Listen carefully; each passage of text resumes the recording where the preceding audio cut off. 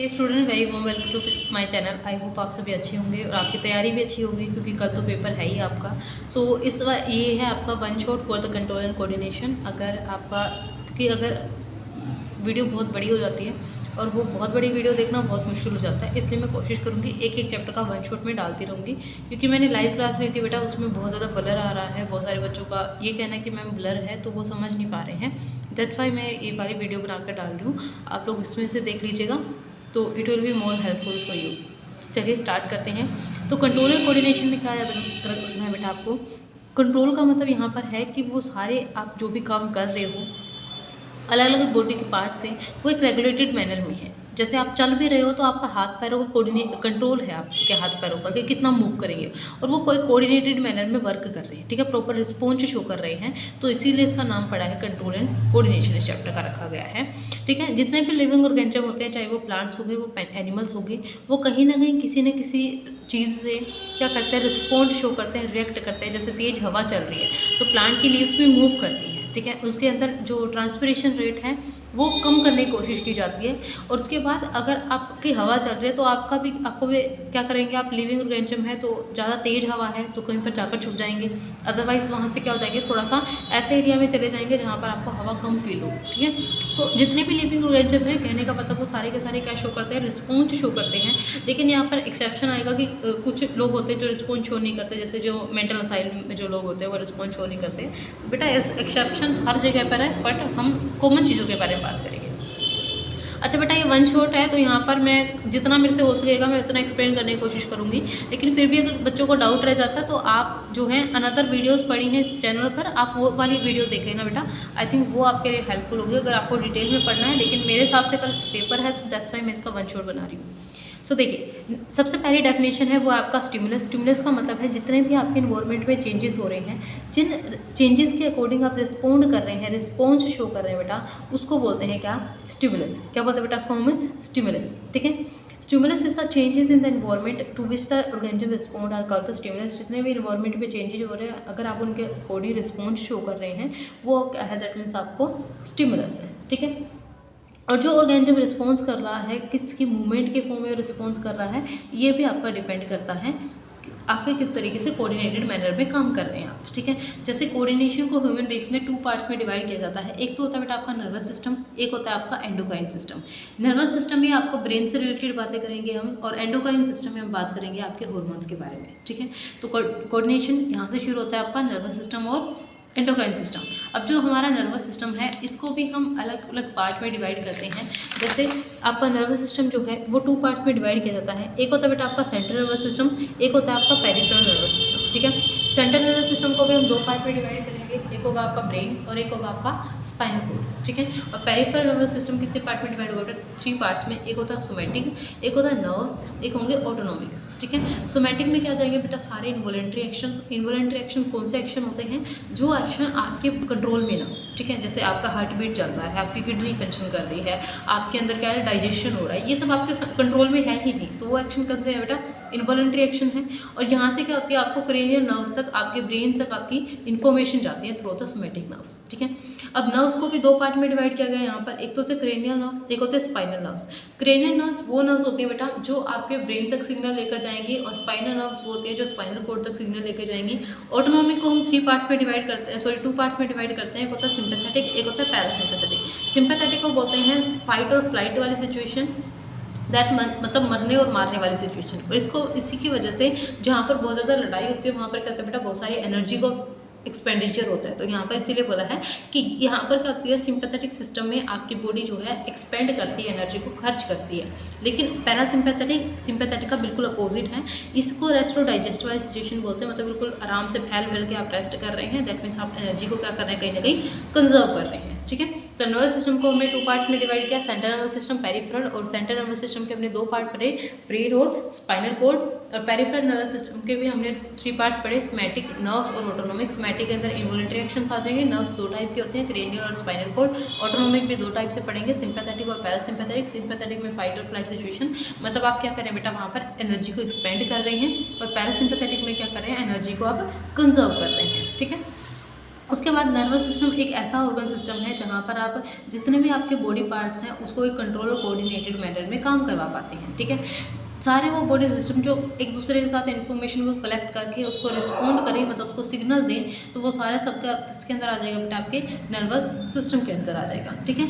एक nervous system में क्या क्या होता है, तुम्हारा आपका क्या होता है, ब्रेन होता है, तुम्हारा स्पाइनल कॉर्ड होता है, और हाले बहुत सारे नर्व्स का ह्यूज नेटवर्क होता है, ठीक है। तो हमारे जो नर्वस सिस्टम है उसके अंदर क्या क्या आ जाएगा, तुम्हारा ब्रेन, स्पाइनल कॉर्ड और ह्यूज नेटवर्क ऑफ नर्व्स, ठीक है। अब हम नेक्स्ट बात करते हैं न्यूरॉन्स की। न्यूरॉन्स क्या होता है बेटा, आपकी बॉडी की स्ट्रक्चरल और functional unit of nervous system. Body की देखो, बॉडी की स्ट्रक्चरल और फंक्शनल यूनिट तो क्या होती है, हमारी सेल, लेकिन जब हम नर्वस सिस्टम की बात करेंगे, नर्वस सिस्टम की जो स्ट्रक्चरल और फंक्शनल यूनिट होती है उसको क्या बोलते हैं बेटा, न्यूरॉन्स। क्या बोलते हैं उसको, न्यूरॉन्स, ठीक है। तो न्यूरॉन्स जो होती हैं वो छोटी छोटी आपकी जो न्यूरॉन्स होती हैं वो क्या होती हैं, लार्जेस्ट सेल होती है हमारी बॉडी की। क्या होती है, न्यूरॉन्स लार्जेस्ट सेल होती है हमारी बॉडी की। और अगर आपको ये क्वेश्चन आ जाए कि name the smallest cell of the body in human beings, तो वो होती है आपकी स्पर्म सेल। जो स्पर्म सेल होती है वो सबसे छोटी सेल होती है, लेकिन जो सबसे लार्जेस्ट सेल है वो कौन सी है बेटा, आपकी न्यूरॉन्स है, ठीक है। अब जो नर्वस सिस्टम है बहुत सारी छोटी छोटी स्मॉल यूनिट से मिलकर बनाता है, उन स्मॉल यूनिट्स को ही बोलते हैं बेटा न्यूरॉन्स। क्या बोलते हैं इनको,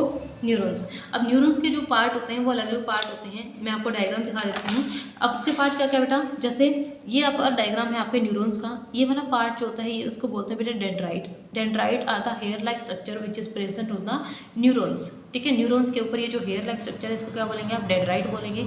इसके बीच में क्या होता है, न्यूक्लियस होता है। इसके जो सराउंडिंग बॉडी होती है इसको क्या बोलते हैं, सेल बॉडी बोलते हैं। ये वाला पार्ट क्या होता है, एक्सोन होता है, और ये वाला पोर्शन क्या होता है, नर्व एंडिंग होता है। मैं आपको इसका डायग्राम बनाना भी सिखा देती हूँ कि आप किस तरीके से न्यूरॉन्स का डायग्राम ड्रॉ करके आएंगे पेपर में। देखिए आप क्या करेंगे बेटा, एक इस तरीके से स्ट्रक्चर बना लेंगे लाइक दिस, ठीक है। ये इसको एक गोल स्ट्रक्चर बना लीजिएगा आप, ठीक है। हमारी ये होती है डेंड्राइट, न्यूरॉन्स की डेंड्राइट्स होती है, ठीक है। उसके बाद इसको मिड से जोड़िएगा मत, ठीक है। इसको मिड से एक इस तरीके से स्ट्रेट पोर्शन निकालेंगे यहाँ से। अच्छा, इसको उसे बीच में से इस तरीके से करते चले जाएंगे। क्या बना रही हूँ बेटा मैं, एक्सोन। क्या बना रही हूँ ये, एक्सोन। इसको भी यहाँ से ऐसे कर दीजिए,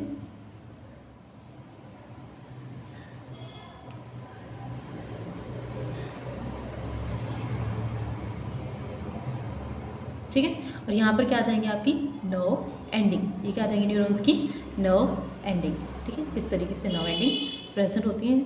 उसके बाद बेटा ये जो पोर्शन होगा इसको तो क्या बोलेंगे आप, डेंड्राइट। क्या बोलेंगे इसको, डेंड्राइट्स, ठीक है। ये जो पोर्शन है यहाँ पर क्या बनाएंगे आप, न्यूक्लियस। क्या बनाएंगे इसके बीच में, न्यूक्लियस, ठीक है। उसके बाद ये जो बॉडी है इसको क्या बोला था हमने, सेल बॉडी। क्या बोला था इसको, सेल बॉडी।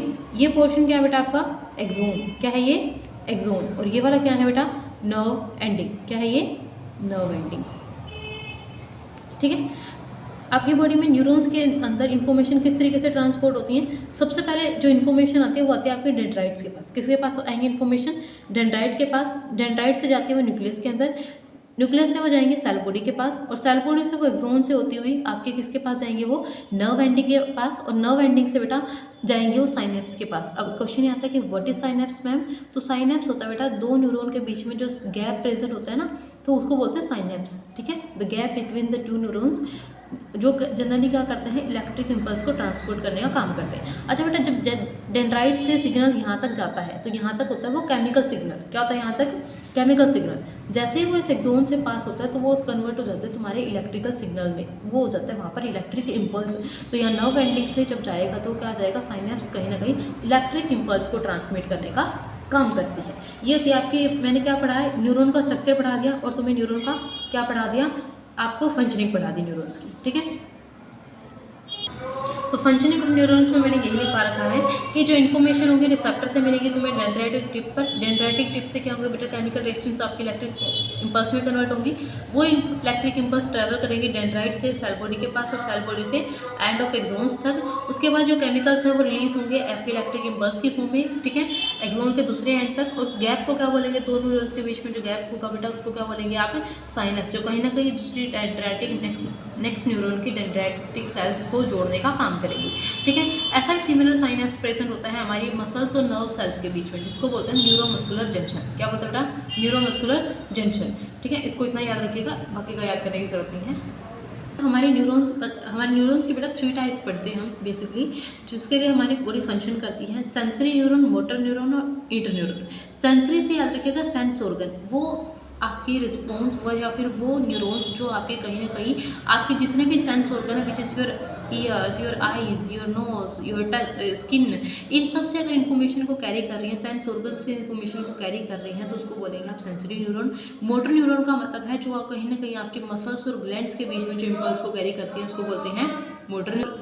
इंटर न्यूरॉन का मतलब है बेटा जो आपके किसके सेंसरी न्यूरॉन और मोटर न्यूरॉन के बीच में सिग्नल का जो ट्रांसमिशन करती है, वो कौन करती है? आपकी इंटर न्यूरॉन, ठीक है। अभी कुछ देर पहले मैंने तुम्हें आपके जितने भी सेंस ऑर्गन के बारे में बता रही थी, तो वहाँ पर बेटा कुछ रिसेप्टर पाए जाते हैं जो आपके सेंस ऑर्गन में लोकेटेड होते हैं। उन सेंस ऑर्गन को याद रखिएगा, क्योंकि यहाँ से 1 मार्क्स का क्वेश्चन पक्का आएगा बेटा।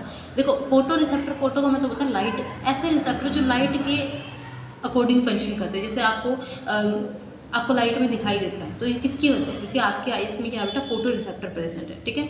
उसके बाद गस्टैटो रिसेप्टर से आप गट याद रखिएगा, जो आपको जनरली किसके रिस्पॉन्सिबल है? आपके टेस्ट के। जो टेस्ट आता है बिकॉज आपकी टंग में क्या प्रेजेंट है बेटा? आपका गस्टैटो रिसेप्टर प्रेजेंट है, इसलिए आपको टंग में टेस्ट आता है। नेक्स्ट रिसेप्टर है आपका olfactory receptor. Olfactory receptor present होता है तुम्हारी नोज के अंदर, जिसकी वजह से तुम्हें क्या आती है बेटा? स्मेल जो फील करते हो आप, उसकी किसकी वजह से फील करते हो? आपके ओल्फैक्टरी रिसेप्टर की वजह से। नेक्स्ट रिसेप्टर बेटा टेंगो रिसेप्टर। टेंगो रिसेप्टर मतलब होता है, टेंगो का मतलब होता है टच। यहाँ से टेंगो का मतलब टंग नहीं होता बेटा, टेंगो का रिसेप्टर मतलब होता है टच। टंग के लिए कौन सा रिसेप्टर आएगा आपका? स्मेल के लिए, सॉरी उसके लिए टेस्ट के लिए कौन सा रिसेप्टर आएगा बच्चे? टेस्ट के लिए तो आएगा आपका गस्टैटो रिसेप्टर, और लाइट के लिए था आपका फोटो रिसेप्टर। नोज के लिए आएगा ओल्फैक्टरी रिसेप्टर। टच के लिए आएगा आपका टेंगो रिसेप्टर, ठीक है। जैसे पेन है, आपको पेन फील हो रहा है, आपको मसल्स में वीकनेस आ रही है, तो यहाँ पर कौन वर्क कर रहे हैं? आपके टेंगो रिसेप्टर वर्क कर रहे हैं। और अगर आपको क्या है, आपके कान से कुछ सुनना है, आपको बैलेंस बनाना है बॉडी का, तो यहाँ के लिए कौन रिस्पॉन्सिबल है? आपके फोनो रिसेप्टर। इट्स फोनो रिसेप्टर। फोन का क्या करता है? कॉल कहाँ से सुनते हो तुम लोग? फोन आपके कानों से सुनते हो ना, तो साउंड के लिए जो आपका रिसेप्टर वर्क करेगा वो कौन सा है बेटा? आपका फोनो रिसेप्टर है, ठीक है। अब हम नेक्स्ट बात करते हैं आपके इन 2 टर्म्स के बारे में, रिफ्लेक्स एक्शन और रिफ्लेक्स आर्क। ये दोनों ही टर्म बहुत ज़्यादा पूछी जाती है बेटा। देखो, रिफ्लेक्स एक्शन का तो मतलब है एक सडन एक्शन, ठीक है। कोई भी सडन एक्शन, अगर आप देखो, मान लो जैसे तुम लोगों ने प्रेस को टच किया है, तो प्रेस को टच किया है तो उस टाइम पे क्या बेटा? तुम्हारी बॉडी को हीट फील हुई। हीट फील होते तुम लोगों ने इसको, आपने क्या किया? उसको उससे हाथ दूर कर दिया। तो ये कौन सा है? आपकी बॉडी में क्या एक्ट कर रहा है बेटा? उस टाइम पर रिफ्लेक्स एक्शन एक्ट कर रहा है। इट्स एन रैपिड, सडन और immediate automatic response of the body to the stimulus without thinking और विदाउट कॉन्शियस थॉट। आपकी वहाँ पर ब्रेन का कोई इन्वॉल्वमेंट नहीं है उस टाइम, वहाँ पर जब आपने रिफ्लेक्स एक्शन कर दिया है वहाँ पर, तो ठीक है। लेकिन रिफ्लेक्स आर्क क्या होता है? जब आर्क का मतलब होता है, आर्क इस तरीके से बनाते हो, तो एक सिरे से शुरू करते हो, दूसरे सिरे पर छोड़ते हो उसको। आर्क को इसी तरीके से बनाते हो आपने, ठीक है। तो आर्क का मतलब क्या है? रिफ्लेक्स आर्क का मतलब एक पाथवे, एक जगह से दूसरी जगह तक एक पाथवे, जहाँ से आपकी नर्व इम्पल्स पास होते हैं रिफ्लेक्स एक्शन से, ठीक है। जहाँ से आपके नर्व इम्पल्स उस रिफ्लेक्स एक्शन के थ्रू पास होकर जा रहे हैं ना, उस पाथवे को आप बोलते हैं रिफ्लेक्स आर्क। रिफ्लेक्स एक्शन तो क्या होता है बेटा? सडन और क्विक चेंज तुम्हारी बॉडी का, जहाँ पर आपके ब्रेन की थिंकिंग का कोई इन्वॉल्वमेंट नहीं है, लेकिन रिफ्लेक्स आर्क बोलते हैं उस पाथवे को, ठीक है। अब हमारी बॉडी में रिफ्लेक्स एक्शन कुछ इस तरीके से वर्क करता है। आपकी बॉडी में मान लो आप लोगों ने हीट फील की, दैट मीन्स आपको क्या मिल गया? स्टिमुलस मिल गया। अब आपके रिसेप्टर एक्टिवेट होंगे, रिसेप्टर जाके सिग्नल देंगे कहीं ना कहीं तुम्हारी स्पाइनल कोड को। अब वो स्पाइनल क्या करेगी बेटा? स्पाइनल कोड इफेक्टर ऑर्गन तक, मतलब मसल्स तक सिग्नल को भेजेगी, और सिग्नल भेजने के बाद आपका रिस्पॉन्स जनरेट होगा। उसी की वजह से आप हाथ को विड्रॉ करते हो। तो ये process continuously with in second, minute second के अंदर वाली प्रोसेस हो जाती है तुम्हारी बॉडी में, ठीक है। अब ये आता है कि भाई हमें नीड क्यों है, रिफ्लेक्स एक्शन की जरूरत क्यों है हमें? तो हमें रिफ्लेक्स एक्शन की इसलिए ज़रूरत है बेटा, क्योंकि अगर हमने क्या किया, अगर आपकी बॉडी में रिफ्लेक्स एक्शन नहीं हुई, तो अगर आपने मान लो आपके टच और फील के बीच में अगर मान लो कोई ज़्यादा स्पेस हो गया, मान लो आपको कई देर पहले लगी थी प्रेस और आपको सोचने में टाइम लगाया कि मैं इसके लिए रिस्पॉन्स शो करूँ या ना करूँ, तो वो जो आपने टाइम लगाया है उसकी वजह से कई बार डेथ भी हो सकती है, हमें मेजर इंजरी हो सकती है। ऐसा ना हो इसीलिए ज़रूरत है तुम्हारी बॉडी में रिफ्लेक्स एक्शन की, इसीलिए इसमें कोई भी थिंकिंग प्रोसेस रिक्वायर्ड नहीं होती, बिकॉज ये एक सडन एक्शन है जो कहीं ना कहीं बॉडी का डिफेंस सिस्टम की तरह वर्क करता है। ठीक है, तो रिफ्लेक्स एक्शन तो क्या बेटा आपका सडन चेंज है, लेकिन रिफ्लेक्स आर्ट क्या है, एक पाथवे है। Next topic is your brain. ठीक है, तो ब्रेन में ह्यूमन ब्रेन को हम 3 पार्ट्स में डिवाइड करते हैं, फोर ब्रेन, मिड ब्रेन और हाइंड ब्रेन। ठीक है, फोर ब्रेन को 3 पार्ट्स में डिवाइड करते हैं बेटा, सेरेब्रम, थैलेमस और हाइपोथैलेमस। आपका ह्यूमन जो हिंड ब्रेन होता है, हिंड ब्रेन को 3 पार्ट्स में भी डिवाइड करते हैं, सेरेबेलम, मेडुला ऑब्लिगेंटा और पोन्स ऑब्लिगेंटा। ठीक है, अब बेटा सेरेब्रम आपका पार्ट होता है फोर ब्रेन का, लेकिन सेरेबेलम पार्ट होता है आपका हिंड ब्रेन का, और मिड ब्रेन का जनरली रीजन होता है। मिड ब्रेन क्या करता है बेटा, आप सिर्फ इतना याद रखिएगा, मिड ब्रेन आपका कनेक्ट करता है फोर ब्रेन को हाइंड ब्रेन का। तो this is your structure of brain. Brain के स्ट्रक्चर में कैसे ड्रॉ करके क्या होगा बेटा, ये मैं आपको सिखा देती हूँ, it might be helpful for you. तो ब्रेन के स्ट्रक्चर को कुछ इस तरीके से ड्रॉ करेंगे। आप जाकर क्या करेंगे बेटा, एक तो अपने ब्रेन का थोड़ा सा स्ट्रक्चर देखो, आपने पूरा ईयर पढ़ा है बेटा, थोड़ा बहुत तो आप लोगों ने सीखा ही है आई थिंक। ठीक है, इस तरीके से स्ट्रक्चर ड्रॉ कर लेंगे तुम्हारे ब्रेन का। अच्छा, पीछे से हमारा सिर कैसे होता है बेटा, थोड़ा सा इस तरीके से होता है। ठीक है, तो इस तरीके से स्ट्रक्चर ड्रॉ करेंगे। उसके बाद हम क्या लेके आएंगे बेटा, यहाँ से इस तरीके का स्ट्रक्चर बनाएंगे। ये मैं तुम्हें सिंपल सा स्ट्रक्चर बनाना सिखा रही हूँ, जो तुम लोगों ने वैसे तो सीखा ही होगा। अब यहाँ पर क्या करेंगे बेटा, इस तरीके से यहाँ पर पिट्यूटरी ग्लैंड को बनाते हुए हम हल्का सा यहाँ से इस तरीके से स्ट्रक्चर बना लेंगे। ठीक है, यहाँ पर स्ट्रक्चर बनाने के बाद इसको इस तरीके से। ठीक है, अब यहाँ पर देखो क्या करना है तुम्हें, सी शेप स्ट्रक्चर बना दो इस तरीके से। ठीक है, ये मैं सिंपल सा डायग्राम है बेटा, ज़्यादा टाइम नहीं मिलेगा। वैसे तो यहाँ से क्वेश्चन कम ही आता है कि ब्रेन का स्ट्रक्चर आपका आ जाए, लेकिन फिर भी सीबीएसई का भी कोई भरोसा नहीं कह सकते हम भाई क्वेश्चन कहाँ से देने लग जाए वो। तो और यहाँ से क्या करेंगे बेटा, एक गोभी, गोभी देखिए तुमने, फूल गोभी, पत्ता गोभी नहीं, फूल गोभी। फूल गोभी कैसी होती है, कुछ ऐसी होती है, मैंने ऐसे याद करवाया था बच्चों को, आप भी याद कर लेना। ये हो गया, ये बन के स्ट्रक्चर है हमारा तैयार आपका, किसका बेटा, आपके ब्रेन का। ठीक है, सिंपल सा स्ट्रक्चर है ये, जो हमने सी शेप स्ट्रक्चर बनाया था। सी से याद रखेंगे सेरेब्रम, क्या याद रखेंगे बेटा, सेरेब्रम। ये जो गोभी लाइक स्ट्रक्चर है इसको बोलते हैं सेरेबेलम। क्या बोलते हैं बेटा इसको, सेरेबेलम। ये जो पार्ट है, दिस वन पार्ट, इस पार्ट को बोलते हैं बेटा फोर ब्रेन का पार्ट है। किसका पार्ट है तुम्हारे, ये फोर ब्रेन का। ठीक है, और ये जो बीच वाला पोर्शन है ये किसके लिए है, मिड ब्रेन के लिए है। ठीक है, और ये जो पोर्शन है आपका सेरेबेलम, और जो आपका मेडुला होता है बेटा वो इस रीजन में पाया जाता है आपका मेडुला, और ये पोन्स होता है, ये हल्का सा ऊपर प्रेशर होता है, यहाँ पर पोन्स ऑब्लिगेंटा आ जाएगा। अब यहाँ पर हो जाएगा बेटा, ये वाली जो ग्लैंड होती है इसको बोलते हैं पिट्यूटरी ग्लैंड। क्या बोलते हैं इसको, पिट्यूटरी ग्लैंड। और पिट्यूटरी ग्लैंड बेटा आपकी बॉडी की मास्टर ग्लैंड होती है। ठीक है, पिट्यूटरी ग्लैंड है। उसके बाद यहाँ पर क्या आएगा बेटा, थैलेमस और हाइपोथैलेमस। ठीक है, यहाँ पर क्या लिखेंगे आप, थैलेमस और हाइपोथैलेमस। अच्छा, आपके जो ब्रेन है बेटा, आपके जो सिर है, इसकी सिर की बहुत सारी कवरिंग होती है। ठीक है, यहाँ पर इस तरीके से 2-3 लेयर बना देना इसके चारों तरफ, वो ज़रूरी है बनानी, क्योंकि आपका जो हेड है बेटा बहुत ही ज़्यादा कवरिंग से बना होता है वो। ठीक है, इसको बोलते हैं बेटा क्रेनियम। क्या बोलते हैं इसको, क्रेनियम। और क्रेनियम को ही आप स्कल बोलते हो, जो खोपड़ी सुना है तुम लोगों ने वो इसी को बोलते हो। ठीक है, तो this is your simple structure of brain is ready. ये अगर आपको कुछ भी ना समझ में आए तो एटलीस्ट ये स्ट्रक्चर जरूर ड्रॉ कराना वहाँ पर। ठीक है, नेक्स्ट हम बात करते हैं, चलो ब्रेन के बारे में समझ लेते हैं। हमने ब्रेन के 3 पार्ट्स पढ़े बेटा, सेरेब्रम, थैलेमस, हाइपोथैलेमस। देखिए ये वाला जो पोर्शन है ये क्या है तुम्हारा, सेरेब्रम। और सेरेब्रम को कैसे याद रखोगे, cerebrum is the main thinking part of the body. क्या बोलेंगे, cerebrum is the main thinking part of the body. और सबसे बड़ा और सबसे जो लार्जेस्ट पार्ट होता है हमारे ब्रेन का, वो कौन सा होता है बेटा, तुम्हारा सेरेब्रम। ठीक है, उसके बाद यहाँ पर जो पोर्शन दिखा रहे हो ये क्या दिखा रहे हो बेटा, मिड ब्रेन। क्या दिखा रहे हो, ये मिड ब्रेन। और ये वाला जो स्ट्रक्चर है ये क्या तुम्हारा, सेरेबेलम। क्या बेटा, ये सेरेबेलम। उसके बाद इस रीजन को बोलते हैं मेडुला ऑब्लिगेंटा, लिख भी रखा है हमने। यहाँ पर क्या है, पोन्स ऑब्लिगेंटा। ठीक है, ये तीनों पोर्शन किसके हैं, तुम्हारे हिंड ब्रेन के। ठीक है, हाइंड ब्रेन या हिंड ब्रेन जो भी तुम लोगों ने पढ़ा हो। उसके बाद इसको क्या बोलते हैं, पिट्यूटरी ग्लैंड। और ये है आपका हाइपोथैलेमस, और इसके ऊपर पाया जाता है यहाँ पर थैलेमस। ठीक है, this is your structure of brain.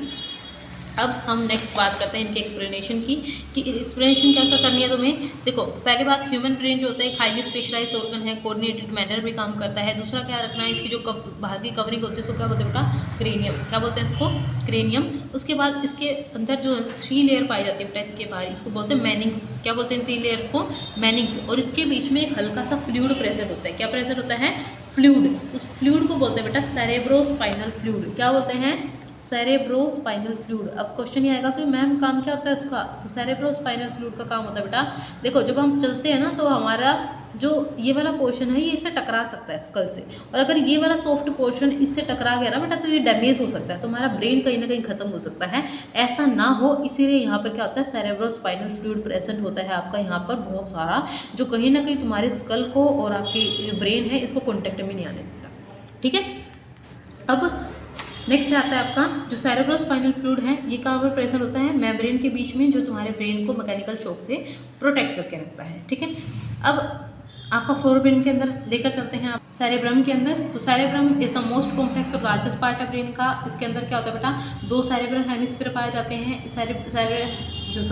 Cerebral जो हेमिस्फीयर होता है उसके अंदर एक आउटर रीजन होता है जो, और जिसके अंदर क्या होता है, हाईली नर्व सेल्स होती हैं वो पैक्ड होती हैं, जिसको बोलते हैं सेरेब्रल कोर्टेक्स। इतना नहीं याद करना, सिर्फ इतना याद कर लो, सेरेब्रम लार्जेस्ट पार्ट है, तुम्हारी बॉडी का मेन थिंकिंग पार्ट है। जितना भी तुम सोचते हो, समझते हो, जितनी भी तुम इन्फॉर्मेशन को स्टोर करते हो, फ्यूचर में मेमोरी बनाते हो, सो सारी जो मेमोरी है ना तुम्हारी प्यार वाली जो यादें हैं वो सारी सेरेब्रम के अंदर ही बनी हुई है। ठीक है, दुख वाली भी। अच्छा बेटा, सेरेब्रम को हमारे 3 पार्ट में डिवाइड करते हैं, 3 एरियाज होते हैं हमारे सेरेब्रम के, सेंसरी एरियाज, मोटर एरियाज और एसोसिएशन एरिया। सेंसरी एरियाज का मतलब है जो आपके सेंस ऑर्गन से कहीं ना कहीं इन्फॉर्मेशन को रिसीव करेंगी। ठीक है, और मोटर एरियाज का मतलब है जो आपके क्या करेंगे बेटा, इम्पल्स को बहुत सारे ऑर्गन में, मसल्स में, वॉलंटरी मूवमेंट में आपके इन्फॉर्मेशन को वो सेंड कर देंगी। ठीक है, एसोसिएशन एरियाज का काम क्या बेटा, कि आपकी इन्फॉर्मेशन को रजिस्टर करके रखना, एसोसिएट करके रख लेना। ठीक है, रजिस्टर करके रख लेना इंप्रेशंस को। जैसे आपने कोई चीज़ देखी है, ठीक है, वो जो मतलब आपने कोई चीज़ देखी है तो आपने क्या किया, आपके ब्रेन ने उसको सिग्नल के फॉर्म में रख लिया। अगर फ्यूचर में आप उस चीज़ को दोबारा देखते हो तो वो चीज़ें आपको याद आएंगी कि हाँ मैंने तो चीज़ें देख रखी हैं। तो वो जो मेमोरी बन रही है ना तुम्हारे दिमाग में, वो कहाँ पर बन रही है बेटा, सेरेब्रम के एसोसिएशन एरियाज में। ठीक है, नेक्स्ट पार्ट है हमारे फोरब्रेन का थैलेमस। थैलेमस वो रीजन होता है बेटा आपका जहाँ पर जितनी भी सेंसरी इन्फॉर्मेशन होती है जो सेरेब्रल हेमिस्फीयर तक पहुँचनी होती है, मतलब कहीं ना कहीं सेरेब्रम तक जो पहुँचनी होती है वो कहाँ से होकर जाती है, तुम्हारे थैलेमस रीजन से होकर जाती है। ठीक है, उसके बाद नेक्स्ट आता है तुम्हारा हाइपोथैलेमस। हाइपोथैलेमस का स्मॉल रीजन होता है थैलेमस का, इसीलिए इसका नाम भी हाइपोथैलेमस पड़ा है। ठीक है, इसी क्या करता है बेटा, तुम्हें भूख लगती है, तुम्हें प्यास लगती है, तुम्हारी बॉडी टेम्परेचर है कुछ ना कुछ, इन सबको कंट्रोल करने का काम किसका है, तुम्हारे हाइपोथैलेमस का। नेक्स्ट आता है तुम्हारा मिड ब्रेन। मिड ब्रेन का क्या होता है बेटा, आपका सिंपल सा काम है फोरब्रेन और हिंड ब्रेन को कहीं ना कहीं जोड़ने का काम करते हैं। नेक्स्ट आता है हमारा हाइंड ब्रेन। हाइंड ब्रेन के भी 3 पार्ट है बेटा, सेरेबेलम, सेरेबेलम, पोन्स और मेडुला ऑब्लिगेंटा।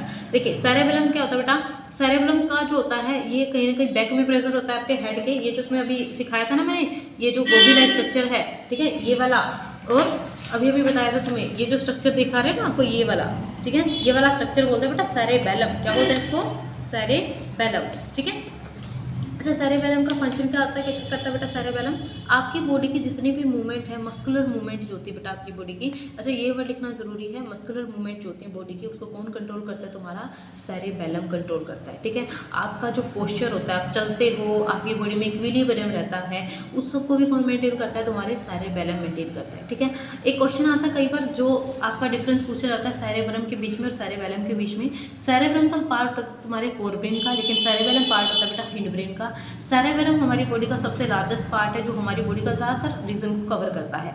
ये जो होता है सेरेबेलम ये कंपैरेटिवली छोटा होता है, और ये तो कहाँ पर मिलता है बेटा, सेरेबेलम तो आपको आपके ज़्यादातर पार्ट में मिलेगा, लेकिन सेरेबेलम आपको बेसिकली कहाँ पर देखने को मिलता है, बैक ऑफ द नेक में, आपके नेक के बैक साइड में प्रेजेंट होता है। उसके बाद सेरेब्रम के अंदर जितने भी इंटेलिजेंस है, जैसे पेन, आपकी जितनी भी इंटेलिजेंस है, मेमोरी बन रही है, अगर आपको कोई भी सेंसेशन फील हो रहा है, पेन हो रहा है, टच हो रहा है, वॉलंटरी एक्शंस हो गए, इनवॉलंटरी एक्शंस हो गए, वो सारे को कंट्रोल कौन कर रहा है बेटा, सेरेब्रम कंट्रोल कर रहा है। लेकिन सेरेबेलम क्या कर रहा है बेटा, आपकी बॉडी की मस्कुलर मूवमेंट और कहीं ना कहीं पोस्चर की मूवमेंट को कौन कंट्रोल कर रहा है, तुम्हारा सेरेबेलम कंट्रोल कर रहा है। तो ये जो डिफरेंस है ये अच्छे से याद करके जाएगा, इससे कई बार क्वेश्चन आते हैं।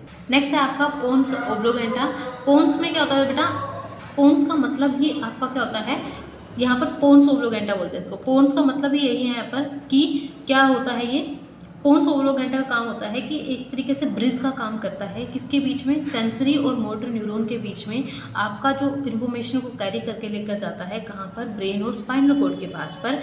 उनके लिए कौन काम करता है बेटा, आपका पोन्स ओब्लोगेंटा। तो पोन्स ओब्लोगेंटा का एक काम है, ब्रिज का काम है, जो कैरी करता है इन्फॉर्मेशन को सेंसरी और मोटर न्यूरॉन से, और किसके पास लेकर जाएगा, ब्रेन और स्पाइनल कॉर्ड तक इन्फॉर्मेशन को ट्रांसपोर्ट करेगा। उसके बाद नेक्स्ट आता है आपका मेडुला ओब्लोगेंटा। मेडुला ओब्लोगेंटा हमारे बॉडी के पोस्टीरियर पार्ट में प्रेजेंट होता है। ये जो मैंने बताया था ना, ये रहा मेडुला ओब्लोगेंटा। ये कंप्लीट अभी स्पाइनल कॉर्ड तक जाता है बेटा, स्पाइनल कॉर्ड तक, ठीक है। स्पाइनल कॉर्ड कहाँ पर होती है, तुम्हारी बैकबोन के अंदर। तो मेडुला ओब्लोगेंटा होता है पोस्टीरियर पार्ट, जो ब्रेन से कंटिन्यू होता है तुम्हारे स्पाइनल कॉर्ड में। इसके अंदर जितने भी रिफ्लेक्स सेंटर हैं, जैसे तुम्हें अगर कई बार कफ आ रहा है, ठीक है, मतलब तुम्हें खांसी हो गई है, तुम्हें जुकाम हो गया है, तुम्हारी हार्ट बीट है, तुम्हारा ब्रेथिंग रेट है, इन सबको कंट्रोल कौन करेगा बेटा, मेडुला ओब्लोगेंटा कंट्रोल करेगा। कौन कंट्रोल करेगा, मेडुला ओब्लोगेंटा। उसके बाद ये होता है कि हमारी बॉडी में दो तरीके के एक्शन देखे जाते हैं नर्वस टिश्यू के अंदर, वॉलंटरी एक्शन और इनवॉलंटरी एक्शन। इससे भी कई बार क्वेश्चन आता है। वॉलंटरी एक्शन का मतलब है वो एक्शन जो हमारी विल से कंट्रोल कर सकते हैं। जैसे हाथों के मूवमेंट करते हो, मैं जैसे तुम्हें पढ़ा रही हूँ, मैं अपनी मर्जी से बोल रही हूँ, मैं अपने हाथों के मूवमेंट कर रही हूँ, एक ऐसे एक्शन है, वॉलंटरी एक्शन है। इसको अपनी मर्जी से कंट्रोल कर सकती हूँ। लेकिन मैं पढ़ाते टाइम ना तो अपने हार्ट बीट को रोक सकती हूँ, ना मैं पढ़ाते टाइम मेरे हार्ट मतलब अपने किडनी को रोक सकती हूँ फंक्शन करने से, ना मैं तुम्हारी किडनी को रोक सकती हूँ, ना ही तुम अपनी किडनी को रोक सकते हो। तो ये जो एक्शन है जो तुम्हारी मर्जी से नहीं हो रही हैं, तो वो है बेटा इनवॉलंटरी एक्शन। और जो तुम्हारी मर्जी से हो रहे हैं वो कौन से एक्शन है, तुम्हारे वॉलंटरी एक्शन है। जैसे आप लोगों ने यहाँ पर मैंने एग्जांपल भी लिखा रखा है, जैसे कि एनिमल एक्सरसाइज करता है, अपनी मर्जी से करता है, ठीक है। और जो आपने क्या है बेटा, यहाँ पर कोई चॉइस ही नहीं होती आपके पास। इनवॉलंटरी एक्शन में कोई चॉइस नहीं है, आपके एक्शन ये जो है इनवॉलंटरी एक्शंस ये होने ज़रूरी होते हैं और ये होते भी हैं, ठीक है। जैसे किडनी फंक्शन कर रही है, डाइजेशन हो रहा है, तो ये जो छोटे छोटे डिफरेंस है ये याद कर लेना। अच्छा बच्चों, एक क्वेश्चन यहाँ से बहुत बार देखा गया है कि अगर हमारी बॉडी में इन्फॉर्मेशन जो है टाइम से ना पहुँच पाए या इलेक्ट्रिक कम्युनिकेशन होना बंद हो जाए, तब क्या होगा। कि अगर मान लो जैसे अभी तुम्हारे माइंड में किसी न किसी के दिमाग में तो पढ़ते टाइम ही आया होगा कि अगर मान लो हमारे बॉडी के अंदर नर्वस सिस्टम ही ना हो तो क्या होगा। तो तब उस टाइम क्या होगा बेटा, आपकी बॉडी में नर्वस सिस्टम नहीं है तो तुम्हारी बॉडी में नई इन्फॉर्मेशन को जनरेट होने में टाइम लगेगा, ट्रांसमिशन होने में टाइम लगेगा, और इसकी वजह से तुम्हारी डेथ भी हो सकती है। ये मैंने तुम्हें पहले बताया था। नेक्स्ट है अब कंट्रोल एंड कोऑर्डिनेशन। ये तो था आपका control and coordination in animals. अब हम पढ़ेंगे control and coordination in plants. तो प्लांट्स में देखो बेटा, एक इंपॉर्टेंट लाइन लिखा रखी है, प्लांट्स के अंदर कोई भी नर्वस सिस्टम नहीं होता, लेकिन प्लांट के अंदर कोऑर्डिनेशन किसकी वजह से देखने को मिलता है, मूवमेंट की वजह से। अब मूवमेंट दो तरीके की होती है, एक तो प्लांट की इंडिपेंडेंट होती है ग्रोथ के ऊपर, एक होती है depend on the growth. Independent किसका एग्जाम्पल होगा इसमें, याद करो, independent of growth touch me not plant, जहाँ पर इमीडिएट रिस्पॉन्स होता है स्टिमुलस का। आप जैसे ही हाथ लगाओगे उस प्लांट को, टच मी नॉट प्लांट को, वो क्या करेगा, इस तरीके से सिकुड़ जाएगा। तो वो क्या प्लांट है, वो आपको कहीं ना कहीं इन्फॉर्मेशन दे रहा है कि वो कहीं ना कहीं स्टिमुलस है, वो रिस्पॉन्स शो कर रहा है तुम्हारे स्टिमुलस के। तुमने हाथ लगाया, तुमने स्टिमुलस दिया, उसने रिस्पॉन्स शो किया, वो आपने जो पंखुड़ियाँ थी उसने उस तरीके से मोड़ दिए, तो वो क्या है, रिस्पॉन्स है, ठीक है। तो ये इंडिपेंडेंट होता है ग्रोथ के ऊपर। ऐसा नहीं कि वो मोड़ देगा तो उसकी ग्रोथ ज़्यादा हो जाएगी, या खोल देगा लीव्स को तो ग्रोथ मतलब कम हो जाएगी, ऐसा कुछ नहीं होता। ग्रोथ से इंडिपेंडेंट होता है, लेकिन ये रिस्पॉन्स ये जो एक्शन है रैंडम एक्शन देखा जाता है प्लांट्स के अंदर। नेक्स्ट है डिपेंडेंट ऑन ग्रोथ। अब ये डिपेंड ऑन ग्रोथ के ऊपर बहुत सारे टाइप पढ़ते हैं आप, बिकॉज ये टाइप जो होती है इसकी ट्रोपिक मूवमेंट के हिसाब से होती है। जैसे फोटोट्रोपिज्म है, जियोट्रोपिज्म है, कीमोट्रोपिज्म है, हाइड्रोट्रोपिज्म है। देखो फोटो का मतलब क्या होता है बेटा, लाइट, ऐसा मतलब मूवमेंट टुवर्ड्स द लाइट, ठीक है, वो क्या है, फोटोट्रोपिज्म है। आपकी जो स्टेम है कई बार देखा भी होगा, जहाँ से उसको लाइट मिलेगी उसी तरफ मूव करना शुरू कर देगी। जियोट्रोपिज्म का मतलब है रूट्स जो ग्रो हो रही हैं वो कहाँ पर ग्रो हो रही है, टुवर्ड्स द, कहाँ पर हो रही है बेटा, टुवर्ड्स द ग्रेविटी की टुवर्ड्स होती हैं, अवे फ्रॉम द, यहाँ पर आएगा अवे फ्रॉम द लाइट, ठीक है, लाइट से अवे होती हैं लेकिन ग्रेविटी के वो टुवर्ड्स होती हैं। ये एक डायरेक्शनल मूवमेंट है जो कहीं ना कहीं प्लांट की ग्रेविटी के अकॉर्डिंग रिस्पॉन्स शो करती हैं। उसके बाद कीमोट्रोपिज्म का मतलब है, जैसे तुम लोगों ने देखा होगा पोलर ट्यूब की जो डेवलपमेंट होती है बेटा, वो किसकी वजह से होती है, आपकी कीमोट्रोपिज्म की वजह से होती है, ठीक है। नेक्स्ट आता है आपका हाइड्रोट्रोपिज्म। हाइड्रोट्रोपिज्म का मतलब है कि movement towards the light, sorry movement toward the water. Hydro का मतलब होता है वाटर, लाइट का तो मतलब होता है, फोटो का मतलब लाइट होता है, लेकिन आपका हाइड्रो का मतलब होता है वाटर, पानी के तरफ मूवमेंट करना, ठीक है। उसके बाद नेक्स्ट आता है, ये तो यहाँ तक आपका कंप्लीट हो गया बेटा, control and coordination in plants और एनिमल्स।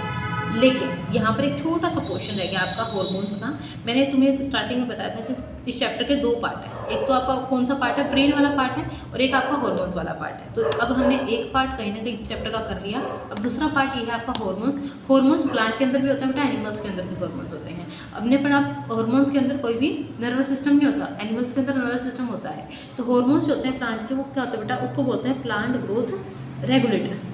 अब प्लांट ग्रोथ रेगुलेटर्स क्या बोलते हैं बेटा, प्लांट में 2 टाइप के हार्मोन्स होते हैं, एक तो होते हैं प्लांट ग्रोथ हार्मोन्स और एक होते हैं प्लांट ग्रोथ इनहिबिटर हार्मोन्स। तो प्लांट ग्रोथ हार्मोन्स होते हैं, ये आपके 3 होते हैं, ऑक्सीन, जिबरेलिन, साइटोकाइनिन। क्या बोला मैंने, प्लांट ग्रोथ हार्मोन कौन कौन से हैं, ऑक्सीन, जिबरेलिन, साइटोकाइनिन। लेकिन प्लांट ग्रोथ इनहिबिटर 2 हार्मोन होते हैं, विच इज एब्सिसिक एसिड और इथाइलिन। कौन से हैं बेटा वो, एब्सिसिक एसिड और इथाइलिन। ग्रोथ हार्मोन तो कौन से हैं, ऑक्सीन, जिबरेलिन और साइटोकाइनिन। और इनहिबिटर हार्मोन कौन कौन से तुम्हारे, एब्सिसिक एसिड और इथाइलिन। ये ए बी वर्ड से भी कई बार आता है, ठीक है, शॉर्ट फॉर्म में इसकी। ये तो थे प्लांट हार्मोन कौन कौन से बेटा, 5 हार्मोन्स हैं, oxygen, gibberellin, cytokinin, abscisic acid और इथाइलिन। अच्छा, इसमें से जो इथाइलिन है ये आपका अकेला ही गैसियस हार्मोन होता है। कैसा हार्मोन है बेटा, ये गैसियस हार्मोन है, ठीक है। ये कोई बार क्वेश्चन आता भी है मार्क्स में कि name the gaseous hormone which is present in the human body, sorry in the plants, not in human body, in the plants. तो वो होता है आपका इथाइलिन। अब चलिए इनकी डिटेल स्टडी करते हैं। प्लांट हार्मोन में सबसे पहला हार्मोन आता है आपका ऑक्सीन। और ऑक्सीन का पहला फंक्शन क्या होता है, आपकी बॉडी, सॉरी प्लांट की बॉडी में ये स्टिमुलेट करता है ग्रोथ को, किसकी, शूट और रूट टिप की ग्रोथ को स्टिमुलेट करता है। उसके बाद ये प्लांट में डिसाइड करता है क्या कि एपिकल डोमिनेंस कहाँ से, मतलब एपिकल डोमिनेंस को प्रमोट करता है, फ्रूट की ग्रोथ को प्रमोट करता है। एपिकल डोमिनेंस का मतलब बेटा, अगर कोई ये प्लांट है ये इस तरीके से ग्रो हो ना, अगर साइड की ब्रांचेस ग्रो नहीं हो पा रही है, उसको बोलते हैं एपिकल डोमिनेंस। और अगर आपको, sorry guys for the disturbance, अब यहाँ पर क्या होता है बेटा, अगर इस तरीके से कंटिन्यूस ग्रोथ हो रही है तो इसकी किसकी वजह से हो रही है, आपके ऑक्सीन हार्मोन की वजह से, ठीक है। तो रूट और शूट की ग्रोथ को स्टिमुलेट करता है, फोटोट्रोपिज्म के लिए रिस्पॉन्सिबल है। उसके बाद फ्रूट की ग्रोथ को प्रमोट करवाता है, एपिकल डोमिनेंस को प्रमोट करवाता है। और उसके बाद लीव्स की और फ्रूट्स की शेडिंग भी करवा देता है। लीव्स और फ्रूट पक्के गिर जाते हैं बेटा इसके बाद, ठीक है। और कई बार इसी की वजह से बेटा ये हेल्प करता है। यहाँ पर कौन सी सेल पाई जाती है, मेरिस्टेमेटिक सेल पाई जाती है। मेरिस्टेमेटिक सेल का मतलब होता है ऐसी सेल जिसके पास डिवीजन कैपेसिटी बहुत ज़्यादा हो। तो मेरिस्टेमेटिक सेल की ग्रोथ में भी कौन हेल्प करवाता है, आपका ऑक्सीन नाम का हार्मोन हेल्प करवाता है।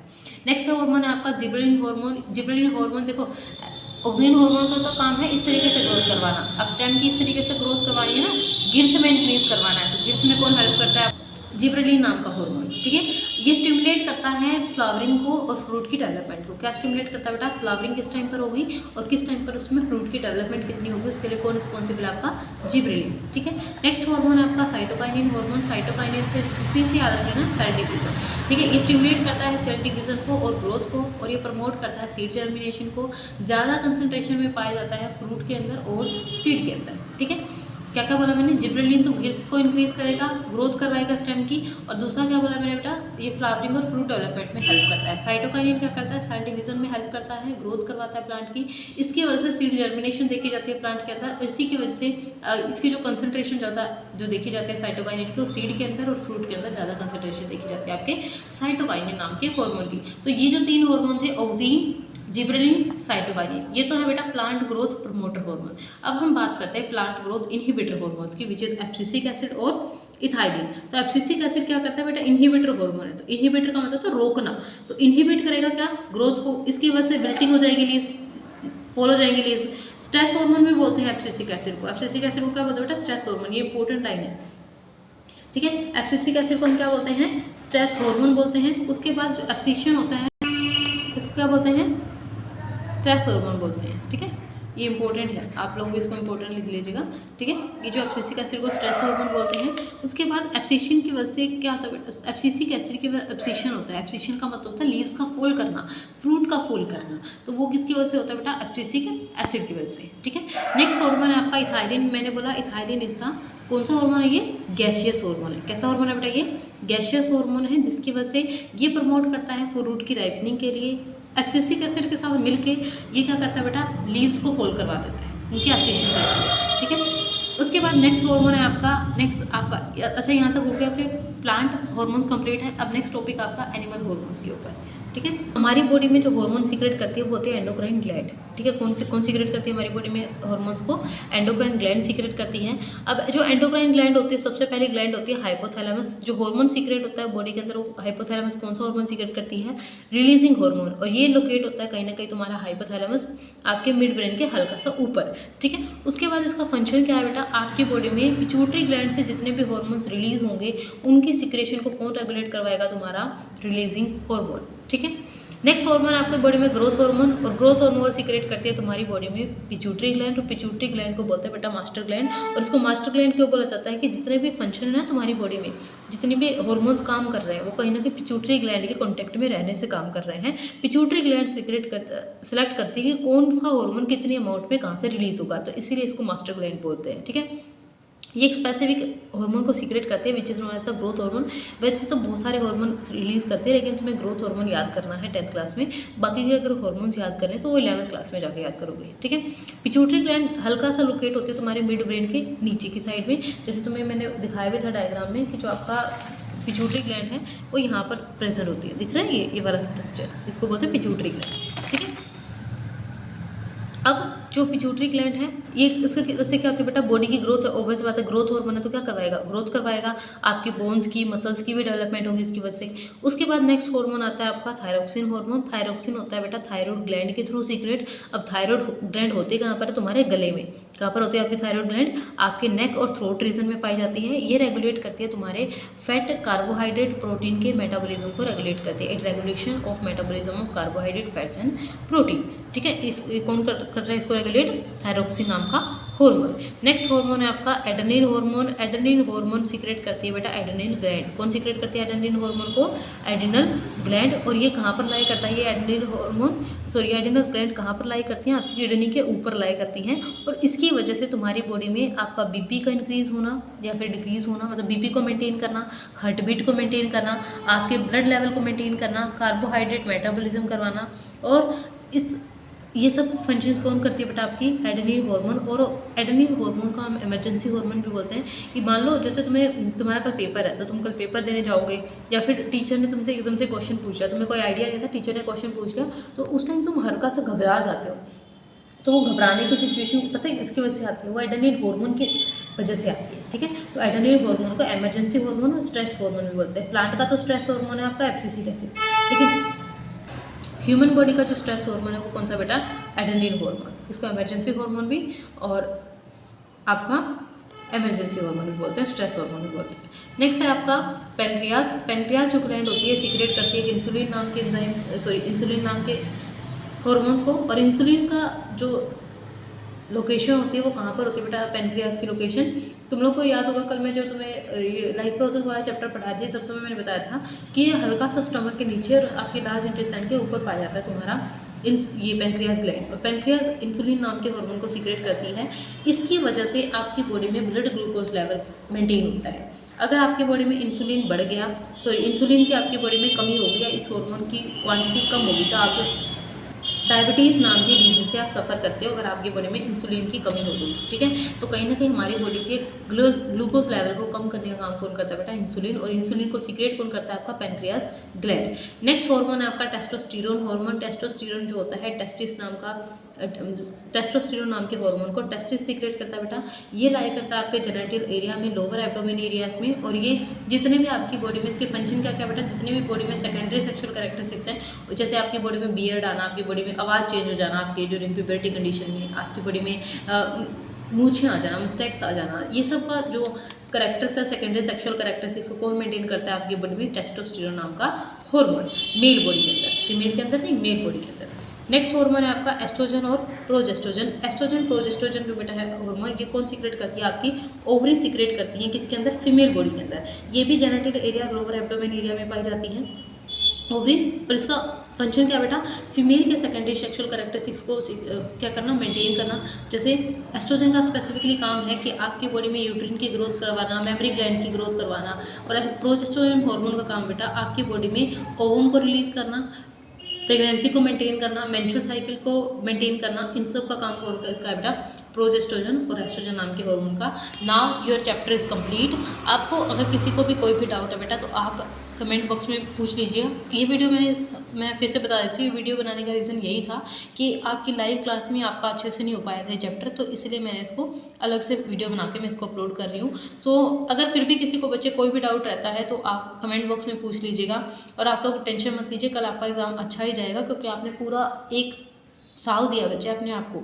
1 साल में आपने 17-18 चैप्टर नहीं याद होंगे क्या आपको? आपका पेपर अच्छा जाएगा। All the best for exam. See you on the next video guys. Bye bye.